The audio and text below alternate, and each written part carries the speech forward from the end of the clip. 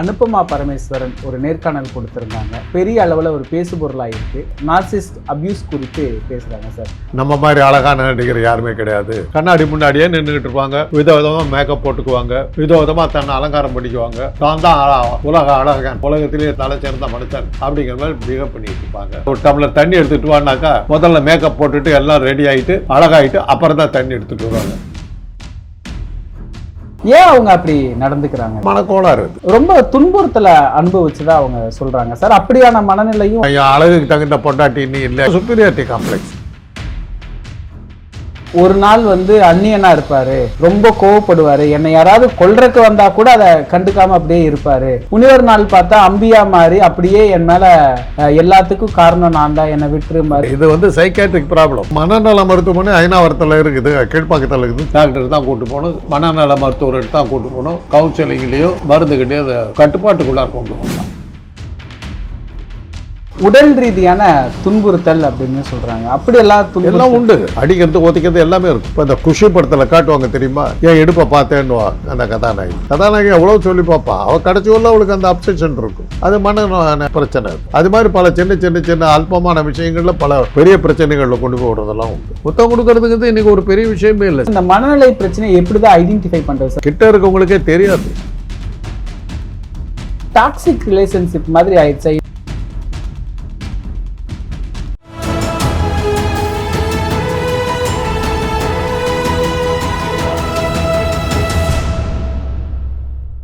தமிழ் நிறம் நேயர்களுக்கு வணக்கம். இன்று நம்மிடையே மூத்த அரசியல் விமர்சகர் டாக்டர் காந்தராஜ் அவர்கள் இணைந்துள்ளார். சார் வணக்கம் சார். சமீபத்தில் அனுபமா பரமேஸ்வரன் ஒரு நேர்காணல் கொடுத்துருந்தாங்க. பெரிய அளவில் ஒரு பேசுபொருளாக இருக்குது. அதில் அவங்க குறிப்பிடக்கூடிய ஒரு விஷயம் என்ன அப்படின்னா, அந்த நார்சிஸ்ட் பிஹேவியர், நார்சிஸ்ட் அபியூஸ் குறித்து பேசுகிறாங்க சார்.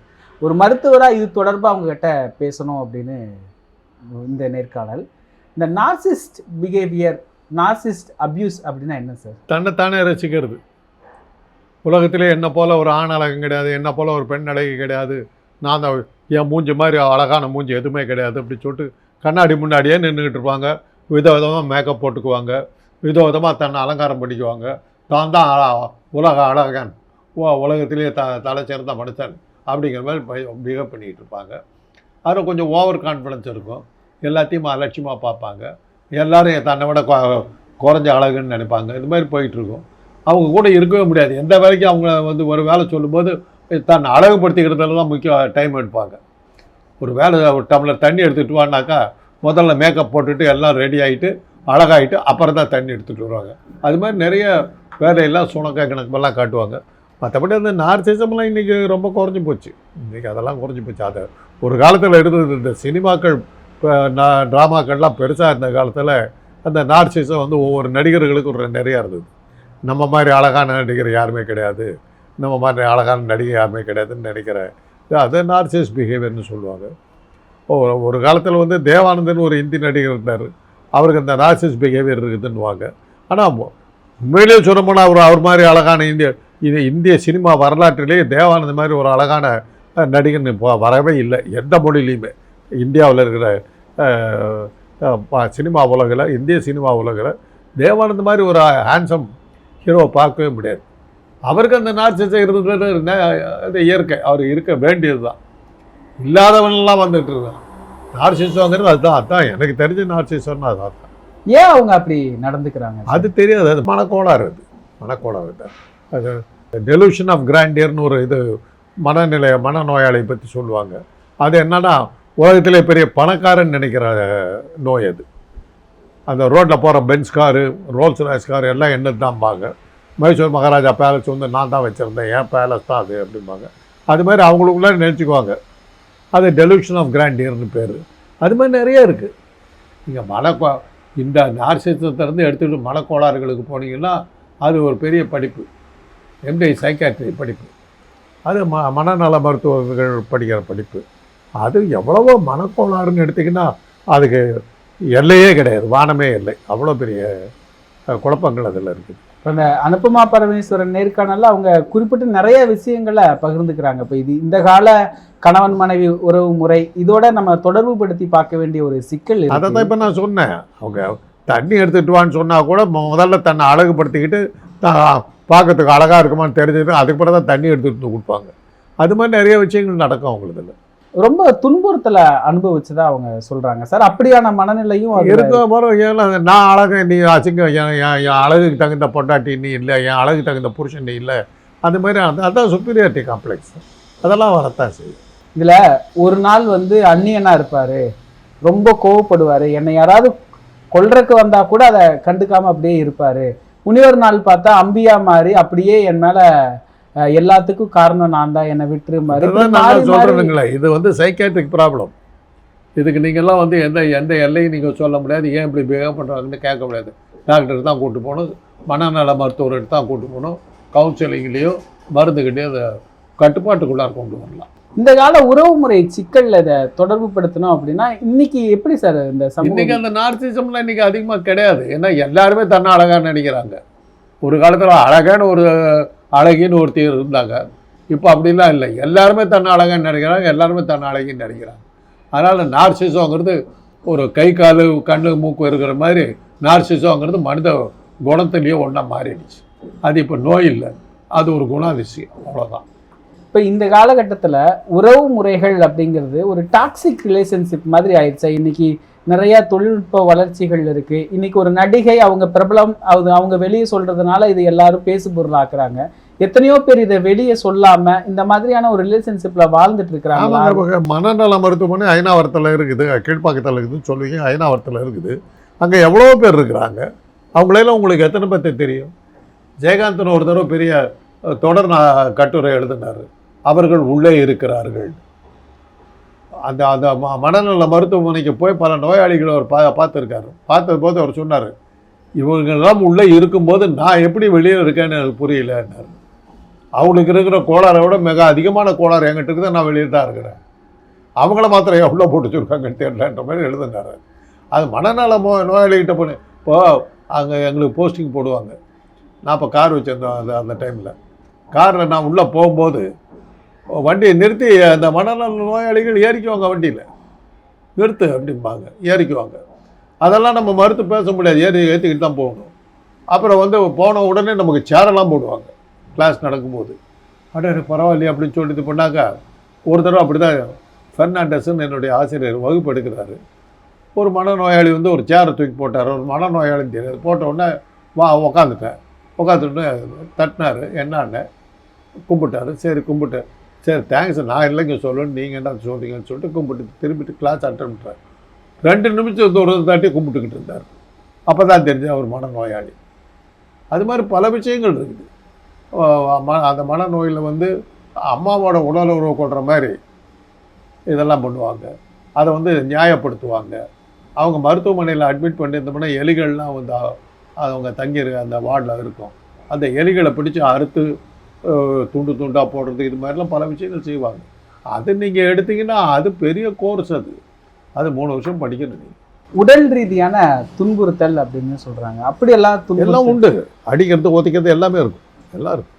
என்ன நினச்சிக்கிட்டு இருக்கிற நீ? அவனை பார்த்த இப்போ இந்த குஷி படத்தில் காட்டுவாங்க தெரியுமா, என் இடுப்பை பார்த்தேன்னுவா அந்த கதாநாயகி எவ்வளோ சொல்லி பார்ப்பா. அவள் கடைசி உள்ள அவளுக்கு அந்த அப்செஷன் இருக்கும். அது மன பிரச்சனை. அது மாதிரி பல சின்ன அல்பமான விஷயங்களில் பல பெரிய பிரச்சனைகளில் கொண்டு போய் விடுறதெல்லாம் உண்டு. இன்னும் நிறைய பேர் நீங்கள் குறிப்பிட்ட மாதிரி இந்த பிரச்சனைகள் இருக்குது அப்படின்னு தெரியாமையே இது வந்து இந்த மாதிரியான ஒரு அடக்குமுறைகள், ஒரு அப்யூஸில் அதை வந்து சாதாரணமாக கடந்து வாழ்ந்துக்கிட்டு இருக்கிறாங்க. எப்படி இதிலிருந்து வெளியே வரணும் சார்? அது வரணும்னு நினைக்கிறவங்க வந்து மனநல மருத்துவரை தான் பார்க்கணும், சைக்காட்ரிஸ்ட்டை பார்க்கணும், கவுன்சிலர்ஸை பார்க்கணும். அவங்க சைக்காட்ரிஸ்ட் வந்து கொஞ்சம் மெடிசன் முதல்ல கொடுத்துட்டு கவுன்சிலர்ஸ்கிட்ட அனுப்புவாங்க. கவுன்சிலர் பேசி பேசி பேசி பேசி அவங்கள சரிப்படுத்துவாங்க. ஒரு அளவுக்கு தான் கண்ட்ரோல் பண்ண முடியும். இந்த கால உறவு முறைகள் எப்படி இருக்குது சார்? இன்னைக்கு தொழில்நுட்ப வளர்ச்சி எல்லாமே உலகமே உள்ளங்கையில் அளவுக்கு நம்ம பேசுகிறோம். தொழில்நுட்ப வளர்ச்சி வந்ததுக்கு பிறகு ஒருத்தர் சந்திக்க வேண்டிய அவசியமே இல்லாமல் போயிடுச்சுங்க. நம்ம வந்து செல்ஃபோன் இல்லாமல் இன்றைக்கி யாரும் இருக்கிறது இல்லை. அப்படி இருக்கவங்ககிட்ட பேசுறதுக்கு கூட நம்ம செல்ஃபோனை யூஸ் பண்ணுறோம். அவர் முன்னாடியே தான் உட்காந்துருப்பார், அவர்கிட்ட செல்ஃபோனில் பேசுகிற அளவுக்கு நம்ம போயிட்டோம். அதுதான் வளர்ச்சி. அது அறிவியல் வளர்ச்சி வந்ததுன்னா இந்த மாதிரி பிரச்சனைகள்லாம் வரத்தான் செய்யும். இப்போ பக்கத்தில் இருக்கிற தெருவுக்கு போகிறதுக்கு கார் எடுத்துகிட்டு போகிறோம், சைக்கிள் எடுத்துகிட்டு போகிறோம். அந்த காலத்தில் நடந்து போவோம். நல்லா பள்ளிக்கூடத்துக்கு போகும்போது நடந்து தான் போயிட்டு வந்துட்டு இருந்தேன். அதுக்கப்புறம் கல்லூரிகளுக்கெல்லாம் வந்து இது பண்ணி முடித்ததுக்கு பிறகு தான் எனக்கு காருங்கிறது, அதுக்கப்புறம் வந்து கார் பழகிறதுக்கு அப்புறம் நடக்கிறதுக்கு எனக்கு தோணவே இல்லை. காலுங்கிற ஒரு உறுப்பை பயன்படுத்தவே இல்லை நாங்கள்லாம். அதே மாதிரி தான் சாதாரணமாக பார்த்தோம். அந்த காலத்தில் கையை நாடி பிடிச்சி பார்த்தே நோய்கள் எல்லாம் கண்டுபிடிச்சோம். இன்றைக்கி அதுக்கு எக்கோன்னு வந்துருக்குது, பல்ஸ் ஆக்சிமீட்டர்னு வந்துருக்குது, டிஜிட்டல் பிபி ஆப்பரேட்டர்ஸ் வந்துருக்குது, எல்லாம் வந்துருக்கு. நினச்ச போதெல்லாம் எடுத்து மாட்டிக்கிட்டு பார்த்துட்ருக்கோம். வசதிகள் வருது. அதான் என்னுடைய ஆசிரியர் தப்பையாக சொல்லுவார், உனக்கு தொழில் மருத்துவ தொழில் சரியாக வரலன்னு தான்ப்பா நீ லேபரேட்டரி ரிப்போர்ட்டை நம்பணும், லேபு டெக்னீஷியனை நம்ப வேண்டிய காலம் உனக்கு இருக்குது. முதல்ல நாங்கள்லாம் வந்து கையை பிடிச்சி பார்த்தே ரத்த சோகை இருக்குது, அனிமியா இருக்குது, இது இருக்குது, எல்லா டிசீஸும் நாங்கள் சொல்லிக்கிட்டு இருந்தோம். டைஃபாய்டுக்கெல்லாம் நாக்கை பார்த்தா நாங்கள் சொல்லிட்டு போயிடுவோம். இன்றைக்கி நீ வந்து பிளட் எடுத்து வைடால் பார்க்கணும், அப்போ தான் உனக்கு தெரியும். அந்த அளவுக்கு நீ வந்து உன்னுடைய மூளையை பயன்படுத்துறத விட ஒரு லேபரேட்டரி டெக்னீஷியனையும் டெக்னாலஜியை பயன்படுத்த ஆரம்பிச்சிட்டேன். மைக்ரோஸ்கோப்பை நம்புற அளவுக்கு இன்னும் நம்புறதில்லை, அந்த அளவுக்கு போயிட்டாரு. ஸ்டெத்தோஸ்கோப்புங்கிறது வந்து ஒரு தேவைக்கு தான் வச்சு பார்க்கணும். ஆனால் நீ வச்சு பார்க்கலன்னா நோயாளிகள் ஏற்றுக்கிறது இல்லை. உள்ளே வரும்போது நோயாளி எக்ஸ்ரே எடுங்க சார் அப்படிங்கிறாங்க. எதுக்கு எக்ஸ்ரே எடுக்கணுங்கிறதே தெரியாது அவங்களுக்கு. அதை படம் பிடிச்சாதான் அவங்களுக்கு ஒரு நிம்மதி. அதனால் தேவையில்லாமல் நாங்கள் எடுக்கிறோம், தேவையில்லாமல் பிளட் எடுக்கிறோம். என்ன டாக்டர்னாலும் ஒரு ஊசி கூட போடலை, ஊசி போட வேண்டிய அவசியமே இல்லை. ஊசியினுடைய பயன்பாட்டை நாங்கள் ரொம்ப குறைச்சிட்டோம். இந்த எய்ட்ஸ் போன்ற நோய்கள்லாம் வந்தபோது அடிக்கடி ஊசி போடுறதில்ல, ஊசி மூலமாக பரவுதுங்கிற ஒரு பிரச்சனை வந்தபோது ஊசி போடுறதை நாங்கள் ஏறத்தாழ நிறுத்திட்டோம். நீங்கள் ஊசிகளே கிடையாது, யூஸ் அண்ட் த்ரோ. ஸ்டெர்லைசரில் போட்டு கழுவி எடுத்து திருப்பி உபயோகப்படுத்திக்கிட்டு இருந்தது கிடையாது. இப்போ ஊசியை குத்திட்டு தூக்கி குப்பையில் போட்டோம். அடுத்த 2வது தடவை அதை யூஸ் பண்ணுறது இல்லை. இன்றைக்கி அதெல்லாம் வந்து வளர்ச்சின்னு எடுத்துக்கலாம், பின்னோக்கி போகிறோன்னு எடுத்துக்கலாம். இந்த உறவுமுறை சிக்கலில் பொறுத்த வரைக்கும் இந்த மனநிலை பிரச்சனையை எப்படி தான் ஐடென்டிஃபை பண்ணுறது சார்? ஒரு மருத்துவராக என்ன மாதிரியான முறை? அதான் அவங்க தான் சொல்லணும். என்னுடைய மனைவி சரியாக இல்லைன்னா நான் தான் சொல்லணும், நான் சரியில்லைன்னா என் மனைவி தான் சொல்லணும். கிட்ட இருக்கவங்களுக்கே தெரியாது. நான் கல்லூரியில் படிக்கும்போது அந்த ஹாஸ்டலில் இருந்ததில் 2-3 மாணவர்களுக்கு மனநிலை போதிக்கப்பட்டது. நாங்கள் சொல்லி கூட்டிகிட்டு போய் காட்டும் போது அவங்க அக்செப்ட் பண்ணல. கிட்ட இருக்கவங்களுக்கு தான் தெரியும். அப்புறம் அந்த ஒரு மாணவனை வந்து ஆக்சுவலாக ஒரு முஸ்லீம் மாணவர், அவர் வந்து பெத்திரி அடிக்ட் ஆனார். அவரை சரிப்படுத்துறதுக்கு நாங்கள் ரூமில் போட்டு பூட்டி வச்சுட்டோம். சாப்பாடெல்லாம் ரூம்லேயே கொண்டு வந்து கொடுத்தோம், வெளியே விடலை. அவருக்கு அந்த பெத்திரின் வாங்கிறதுக்கு ஹாஸ்பிட்டலுக்கு போகிறதுக்கோ ஒரு நர்ஸை பார்த்து கேட்குறதுக்கோ அவருக்கு வாய்ப்பே எல்லாம் பண்ணதில் ஒரு 2 மாதம் விடாமல் அப்படி போட்டதில் அவர் அதிலிருந்து வெளியே வந்தார். இது மாதிரி ஒரு காட்டு மிராண்டித்தனமான வைத்தியங்கள் தான் நாங்கள் பண்ணிகிட்டு இருந்தோம். இன்றைக்கி அதுக்கெல்லாம் கூட இருக்குது. இந்த ஃப்ராண்டல் லோபில் வந்து ஒரு சின்ன ஏதோ பண்ணுறாங்க, ஒரு சர்ஜரி பண்ணுறாங்க, அந்த பழக்கத்தை எல்லாம் நிறுத்திடுறாங்க. நிறையா மாற்றங்கள் நிறையா வந்துருக்கு. இப்போ நிறைய பேர் இதை ஐடென்டிஃபை பண்ண முடியாமையே இது வந்து குணாதிசயமா இல்லை மனநல பிரச்சனையா இப்படின்னு தெரியாமையே வாழ்ந்துட்டு இருக்கக்கூடிய ஒரு நிலை வாழ்ந்துட்டு இருக்காங்கன்னு அப்படியே நீங்கள் கவலைப்படுறீங்க, விட்டுற வேண்டியதானே. அவங்க தான் அதில் பழகிட்டாங்கல்ல, அவ்வளோதான். ஒரு குழந்தை தினம் வந்து அந்த நேரத்துக்கு அழுகுதுன்னாக்கா கொஞ்ச நாளில் பழகிடும். அந்த நேரத்துக்கு அழுவும் தெரியும், நம்ம அதை வந்து சமாதானப்படுத்துறது தெரிஞ்சிடும், பழகிடும். இந்த குழந்தை வந்து இந்த விஷயத்தில் இந்த குடும்பத்தனம் பண்ணுங்கிறத நம்ம பழகிட்டோம்னா அந்த குழந்தைகிட்ட அப்படி தான் இருப்போம். அது வயசாகிறவங்களும் சாகிறவங்களும் அந்த பழக்கம் இருக்கத்தான் செய்யும். சிகரெட் பழக்கமெல்லாம் எப்படி வந்தது? குடிக்க ஆரம்பித்து நிறுத்த முடியல. இன்றைக்கி சிகரெட் குடிக்கிறோன்னு நம்ம பார்க்குறதில்ல. ஏன்னா திருப்பி புகைப்பிடித்தல் உடலுக்கு கேடானது நீ எங்கே பார்த்தாலும் எழுதி இன்றைக்கி சிகரெட் குடிக்கிறவனே பார்க்குறதில்ல. எங்கள் காலத்தில் சிகரெட் குடிக்கலைன்னா உங்களுக்கு மரியாதையே கிடையாது. சிகரெட் குடித்தா அவனு பள்ளிக்கூடம் முடிச்சுட்டு கல்லூரிக்கு வந்த உடனே சிகரெட் ஆரம்பிச்சோம். அப்படி இருந்தோம். நல்லா அப்படி தான் இருந்தேன். என்னுடைய ஆசிரியர் சுப்பையாங்கிற ஆசிரியர் வந்து சொன்னார், என்னடா எந்நேரம் பார்த்தாலும் சிகரெட் குடிச்சு நிறுத்துறான்னார். உனக்கு நிறுத்தத்துக்கு சக்தி தான் நிறுத்தினார். இந்த மாதிரி பொருள்கள் எல்லாம் இந்த போதைப் பொருள்கள்லாம் பயன்படுத்துறதை நிறுத்துறதுக்காகவே நான் 3 தடவை ஐயப்பன் கோயிலுக்கு போனேன். ஏன்னா சாமி பேரை சொல்லியாவது பயந்துக்கிட்டு நிறுத்துறமான்னு. அப்படி நான் நிறுத்திட்டு கம்ப்ளீட்டாக. அப்போது குடியை வந்து நிறுத்துறதுக்கு முடியல, கிடைக்கும் போதெல்லாம் குடிச்சிக்கிட்டு தான் இருக்குது.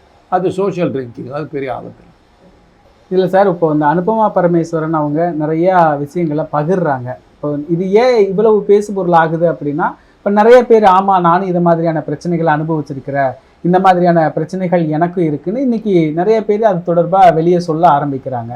அப்போ இது எல்லாத்தையுமே இந்த சமூக பார்வைக்குள்ளார நம்ம உட்படுத்த வேண்டிய அவசியம் இருக்கா? சமூக சிலதெல்லாம் அங்கீகரிச்சிருச்சுங்க.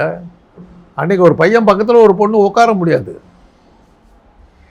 ஒரு ஒரு காலேஜ்லேயும் இதில் வந்து பெண்களுக்கு முன்னாடி ரோ கொடுத்துட்டு இருந்தாங்க, கல்லூரியிலே அது மாதிரி கொடுத்துக்கிட்டு இருந்தாங்க. இன்றைக்கி அதெல்லாம் கிடையாது, எல்லாம் ஒன்றா தான் உட்காரும், எல்லாம் ஒன்றா தான் உட்காரும். நான் ஒரு பொறியியல் கல்லூரியில் வேலை பார்க்குறேன், அங்கே ஆணும் பெண்ணும் எல்லா வகையிலும் தான் இருக்காங்க. நான் ஏற்கனவே சொல்லியிருக்கிறேன். அதை கூப்பிட்டு கேட்டபோது, என்ன சார் பழைய காலத்து ஆசாமியாக இருக்கீங்க, இந்த காலத்தில் போய் இதெல்லாம் பேசிக்கிட்டு இருக்கீங்க. முத்தம் கொடுக்கறதுங்கிறது இன்றைக்கி ஒரு பெரிய விஷயமே இல்லை. சினிமாவில் நீங்கள் பார்க்கலாம், எங்கள் காலத்தில் சினிமா வந்து முத்தம் கிடையாது. அதுக்கு முன்னாடி முத்த காட்சிகள் இருந்தது. 30களுக்கு 40களுக்கு பிறகு கொஞ்சம் முத்த காட்சிகள், 50களில் வந்து முத்த காட்சிகளே இல்லை, 60 வருடம் முத்த காட்சிகளே இல்லை. 70க்கு பிறகு தான் முத்த காட்சிகள் வந்து இன்றைக்கி முத்த காட்சி எங்கேயோ போயிடுச்சு, இன்றைக்கி காட்டாததே இல்லைங்கிற அளவுக்கு போயிடுச்சு. அது ஒன்று, அது செக்ஸ் ஒன்றும் பெருசாக இல்லை அப்படின்றாங்க. அந்த அளவுக்கு போயிடுச்சு, இயல்பாக போயிடுச்சு. இன்னும் பெண்களை வந்து ஆணுக்கு கீழே அப்படி ஒரு மனநிலை ஆண்கள் கிட்ட இருந்துக்கிட்டே தான் இருக்கு. அது எப்போ அது வந்து பிறவை, அது மாற்றுறது கஷ்டம். அது மனித ஜென்மமே அப்படி தான், எல்லா இனத்திலையுமே உண்டு. ஆண்மைகளுக்கு இருக்கிற கர்வம் வந்து ஒரு பெண்மைகளுக்கு இருக்காது. அதே மாதிரி ஒரு ஆண் சிங்கத்துக்கு இருக்கிற கர்வம் வந்து ஒரு பெண் சிங்கத்துக்கு இருக்காது. இதில் என்ன வேடிக்கைன்னா, ஆண் சிங்கம் மாதிரி ஒரு சோம்பேறிய மிருகத்தை பார்க்கவே முடியாது, படம் தூங்கிக்கிட்டே இருக்கும். பெண் சிங்கம் தான் வேட்டையாடி அதுக்கும் சேர்த்து சோத்து போடும். சாப்பாட்டை கொடுக்குற பெண் சிங்கத்துக்கே மரியாதை கொடுக்காத ஒரு இனம் அது. அது மாதிரி எல்லா இதுலையுமே உண்டு. ஆண் யானைக்கு தான் கொம்பு உண்டு, தந்தம் உண்டு. ஆண் சிங்கத்துக்கு தான் பிடரி உண்டு. அதனால் அது ஆணுங்கிறது வந்து இயற்கையிலே வந்து கொஞ்சம் ஒரு உயர்வாக காட்டுற மாதிரி மனித படைப்பு இருக்குது. அது ஆதாமேவாள் காலத்திலேருந்து இருக்குதுங்கிறதுக்கு வந்து பைபிள் கதைகளே சாட்சி. நிகழ்கால அரசியல் குறித்து பல தகவல்களை பகிர்ந்து கொண்டதுக்கு நன்றிங்க சார். இதே போன்று நிகழ்கால அரசியலின் சாரம்சங்களை அரசியல் ஆளுமைகளின் நேர்காணல் வழியே தொடர்ந்து காண தமிழ் நிறம் வலையொலியை சப்ஸ்கிரைப் செய்யுங்கள். தங்களின் மேலான கருத்துக்களை கருத்துளை பெட்டியில் பதிவிடுங்கள். நன்றி, வணக்கம்.